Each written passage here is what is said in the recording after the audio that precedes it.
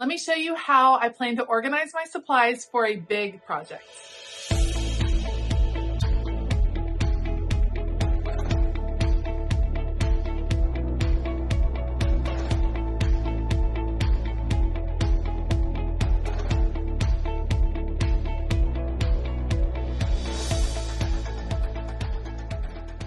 Hey y'all, I'm Elisa, the Scrappy Wife behind ScrappyWife.com, and I just got all of these beautiful Christmas supplies from Scrapbook.com. I do have a full haul video, and I want to show you how I plan to get these organized because I'm very excited to jump in and get started on all things December daily and documenting for the month of December, but I need to get these organized so that I can definitely use what I have. So I thought I'd bring you guys along, just a simple organize with me, and maybe it will encourage you to pull out your supplies and get some things ready to go.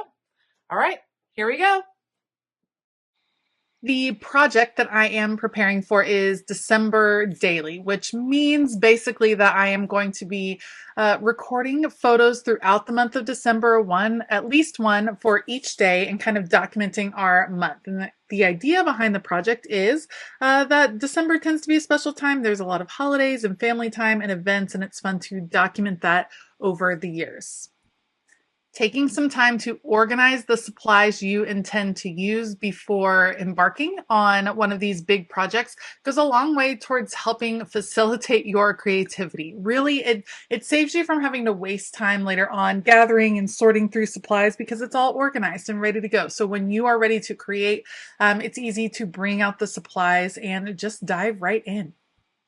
I am starting with the 12 by 12 paper. So I bought the full paper pad. I do not like to keep papers in paper pads. I find them a little bit cumbersome as I'm sorting and trying to pick which papers I want. So I went ahead and took the pad apart, tore out all of the individual pieces, and then I'm putting those in the 12 by 12 storage envelopes that I keep all of my paper collections in. And I'm also including, luckily it fits, the basics pack that goes along with the mistletoe line from 49 in Market that I am using this year.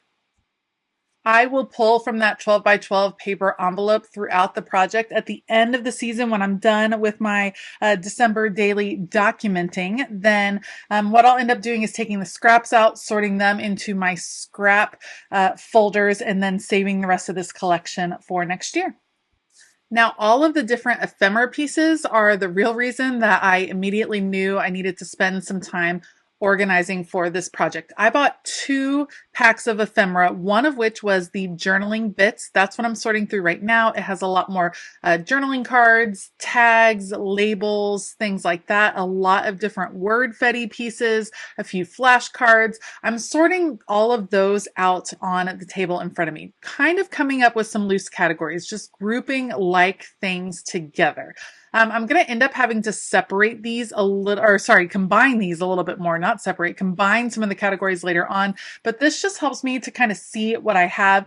I find that when I'm working from a large amount of ephemera, like I have with the Mistletoe and Memories collection from 49 in Market, things just get lost. And it's especially the smaller pieces. And for me, the smaller pieces are what add that really special detail that brings a page over the top. So I don't want to lose the smaller pieces of ephemera. I want to be able to sort through them and see them pretty easily when I'm ready to start documenting. So that is sorted. Now I also have the icons set. This one is mostly more decorative, a little less functional. You're going to see lots of houses and foliage and beautiful Christmas branches and things like that. I'm going to do the same process of sorting through all these pieces. Some of them overlap with the journaling bits. And when that happens, I am just putting them in those categories as well. If they feel similar to each other, I'm putting them together just so it's easy for me to sort through these later on. My album will have a ton of ephemera. I know that that's what I love the most, and I know that that will be kind of the main decor pieces on my pages. So it's pretty important for me to be able to see what I have and to kind of sort through it easily. And I would say this whole process took me about 45 minutes total. It wasn't a short process, and I'm really glad I did it, because if it took me 45 minutes now, as I get going on the project and things get jumbled, it's just going to take more and more time. This way, I'm going to be able to pull out what I need, and it won't inhibit the project. I think that's what the whole point of organizing in advance really is you want to remove as many roadblocks as possible. So you want to get all of your supplies together. You maybe want to pre-cut some pages, get your numbers organized, make sure all your adhesive is ready to go, get your journal or your album, whatever it is. Just getting everything ready takes away those roadblocks. And I think that's pretty vitally important to enjoying and feeling successful as you're working on a more long-term project. Plus, I will say this is a new collection for me. I just purchased it from scrapbook.com. Like I said, I do have a full unboxing of this, and spending the time organizing allowed me to kind of get to know the collection a little bit more. I mean, I had my hands on every single piece of ephemera. I have a better idea of what is in the collection now. And I think that's going to help me as well. It got me super excited to go ahead and start these pages, and I cannot wait to start some preliminary pages. I'm primarily going to be doing this project over on my Patreon group. So if you want to be able to follow along, definitely head over to patreon.com/ScrappyWife and find a tier that works for you, because this is going to be a fun project to follow along to throughout the month of December. Okay, so I'm scooting my categories off because I want to bring in my organizing supplies.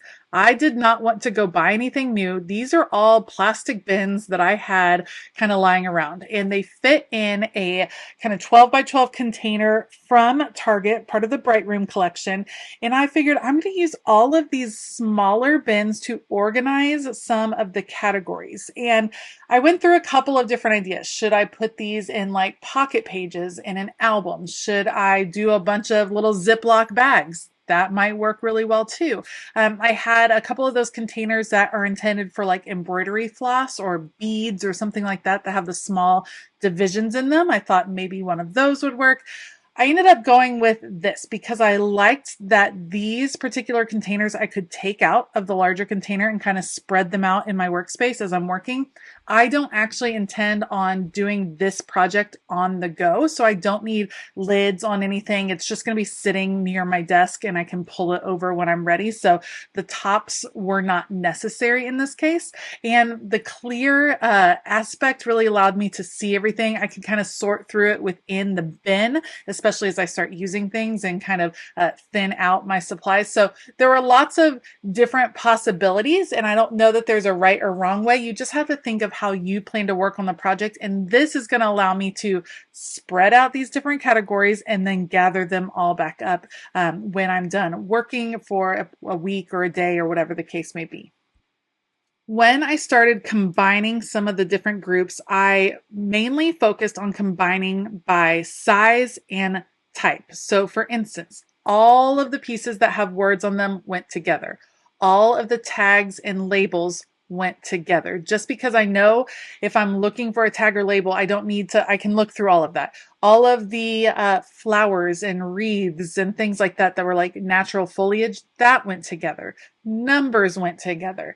Journaling cards went together. It was a little bit tricky to just kind of figure out what might work. A lot of the decorative pieces ended up going together for a couple of reasons. I didn't have too many of these containers to separate them so much. So that's just how it's going to end up. But if I'm looking for decorative pieces, I know where to go. You know what I mean? Like, it's just, I tried to figure out where my brain would be going if I were looking for a specific thing. And that's how I started to develop the categories to put them in these bins together. Okay, so separate from the other ephemera, this is the last kind of ephemera category. These are laser cut pieces. They are much more delicate, lot of detail in these and a little tricky. And I went back and forth. Should I leave them on the cardboard and just, pop them out as needed? Or do I want to go ahead and take the time to pop all of these out? I ended up deciding, again, in the interest of removing roadblocks, I'm going to take the time to pop all of these out right now.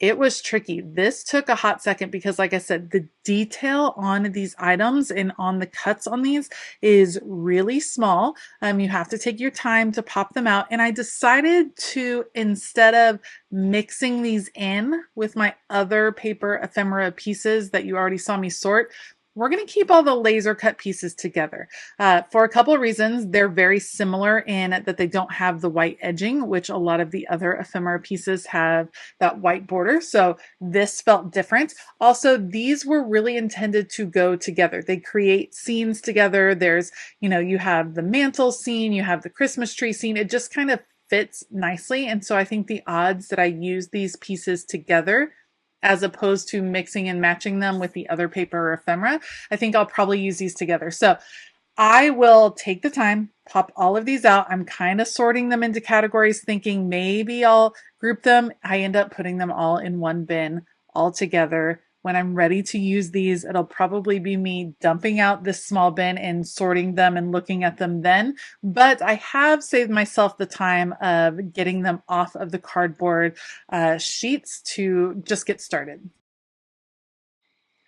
I'd love to hear if you are going to be doing any December crafting projects and how you kind of like to prepare. Do you organize in advance or do you just pull from your stash as needed? I've definitely had people comment before that it's like organizing craft supplies and actually using craft supplies are two different hobbies. And I do get it. I think sometimes you can spend too much time on the organizing and not enough time on the actual creating.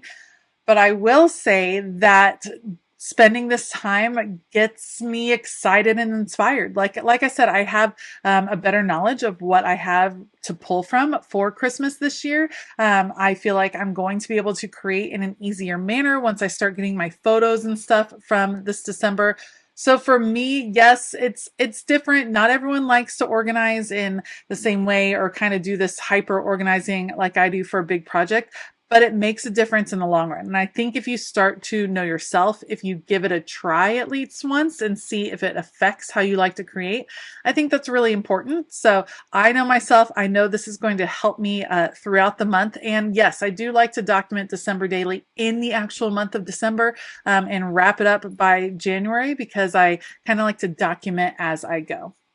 All right, so I'm almost done getting all of these little tiny pieces. They're just beautiful. The laser cut pieces, you guys, are it. They are so, so pretty. So I'm going to get them all cut out. They will all go into the same bin, and then I'll show you how I start to stack those bins within one container so that it's easy for me to move it off to the side and then pull it onto my desk when I'm ready to work.